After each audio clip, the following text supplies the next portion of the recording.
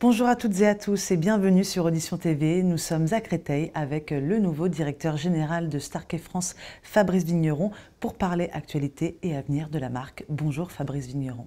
Bonjour, bienvenue à Créteil. Pour commencer, comment se passe votre prise de poste à la tête de Starkey France ? Écoutez, elle se passe très bien. Il y a des circonstances qui auraient pu être un peu plus difficiles pour moi et pour toute l'équipe. On a la chance que le marché soit bien porté l'année dernière et continue à bien se porter cette année.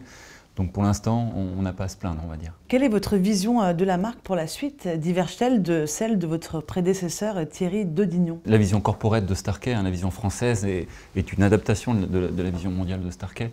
On va rester sur toutes les consolidations que Thierry Daudignon, mon prédécesseur, a réalisées avec son équipe. Et puis on va aussi développer.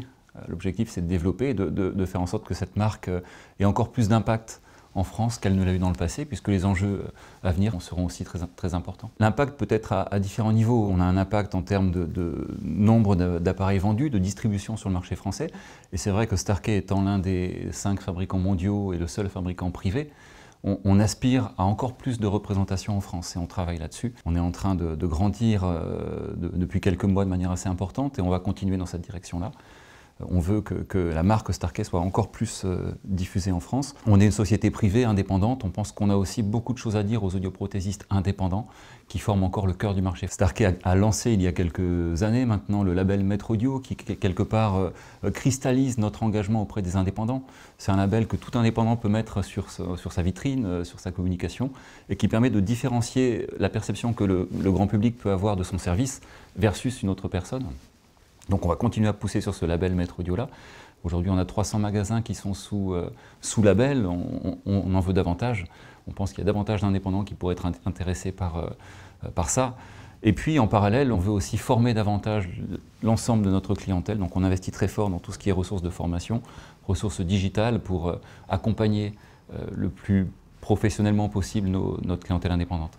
Depuis votre nomination qui a eu lieu il y a quelques mois déjà, quels chantiers ont déjà été entamés? Le changement s'est fait à différents niveaux. On a changé en même temps de direction des opérations et de direction générale chez Starkey. Donc le premier chantier, ça a été de collaborer avec notre nouvelle directrice des opérations, qui est Clotilde Baget, qui nous a rejoint au mois de novembre l'année dernière. Donc on a recruté cette personne avec l'équipe européenne. On est très content de sa venue chez Starkey en France et on voit qu'on a amélioré tout un ensemble de points d'expérience client depuis son arrivée. Donc ça, c'était le premier chantier. Le deuxième chantier, ça a été d'accompagner notre croissance sur le marché. Donc il a fallu anticiper la réglementation 100% santé et continuer à servir nos clients avec le niveau de service qu'on veut leur fournir, à savoir le meilleur niveau de service de la profession. Si on est ici à Créteil, si on a une unité de fabrication, de réparation à Créteil, c'est parce qu'on veut offrir le meilleur niveau de service à la profession.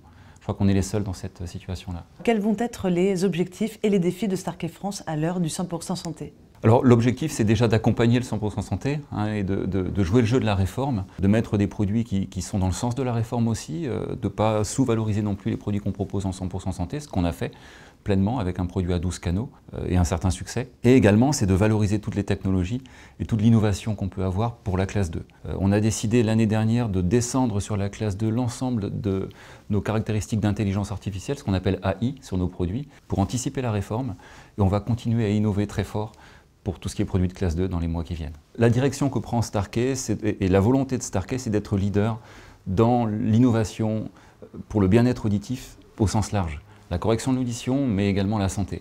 Vous savez qu'on a lancé avec Livio Edge AI et toute la famille Livio un ensemble d'innovations avec des capteurs intégrés qui permettent de monitorer la santé, de détecter des chutes, de rassurer des proches. Mais attention, notre volonté, c'est de rester leader en termes de correction de l'audition. Pour finir, est-ce que vous voulez ajouter quelque chose? Starkey est sans doute un modèle de société, ce qui fait qu'on est tous depuis si longtemps chez Starkey. En France, on est à plus de 17 ans d'ancienneté moyenne.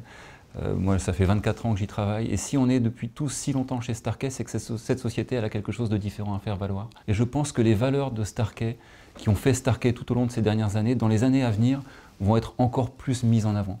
Parce qu'on parle là de développement durable, Sustainability. Vous savez que Starkey est propriétaire de la Fondation pour l'audition, une des plus grandes fondations au monde qui distribue des appareils partout dans le monde pour faire bénéficier le plus grand nombre de personnes de nos innovations et des produits. Ça, c'est un modèle qui est de plus en plus d'actualité. On parle aussi d'inclusion. Chez Starkey en France, on a plusieurs dizaines de nationalités. Et ça, c'est aussi pour moi un modèle de société d'avenir. Et puis, on investit très fort dans le digital. La digitalisation peut avoir du bon dans plein de domaines.